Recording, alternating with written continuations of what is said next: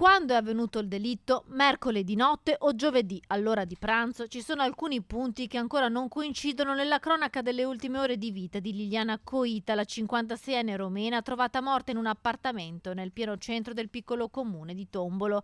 Il corpo della donna è stato scoperto dai carabinieri poco dopo le 13 di giovedì, dopo che il 49enne marocchino Youssef Maid si è presentato in caserma confessando di aver ucciso una donna che lui ha definito essere la sua compagna. Lo straniero avrebbe raccontato di averla uccisa il giorno prima, soffocandola con un cuscino, e poi di aver vagato a lungo, ma un testimone avrebbe visto intorno all'1 di notte nello stesso giorno Liliana Coita insieme all'uomo mentre in bicicletta gli urlava di riconsegnargli il cellulare.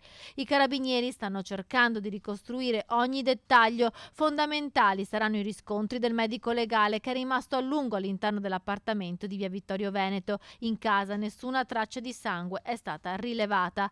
All'interno dell'appartamento, oltre alla 56enne romena e al suo assassino, vivono anche un operaio siciliano che risulta residente e una donna cinese che fa la lavapiatti nel vicino ristorante. Quest'ultima avrebbe riferito che negli ultimi tempi i rapporti tra Liliana e il 49enne marocchino ora confesso del delitto erano tesi. Il paese sotto shock. In molti ieri hanno assistito, al di là delle transenne, alle operazioni degli inquirenti. Come si fa a essere sconvolti? È una cosa così?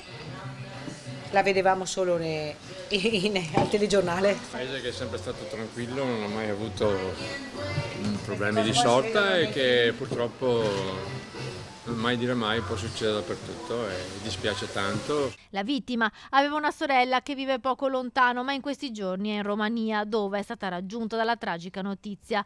Nel frattempo il suo assassino resta in carcere in stato di fermo con l'accusa di omicidio volontario in attesa dell'interrogatorio di garanzia.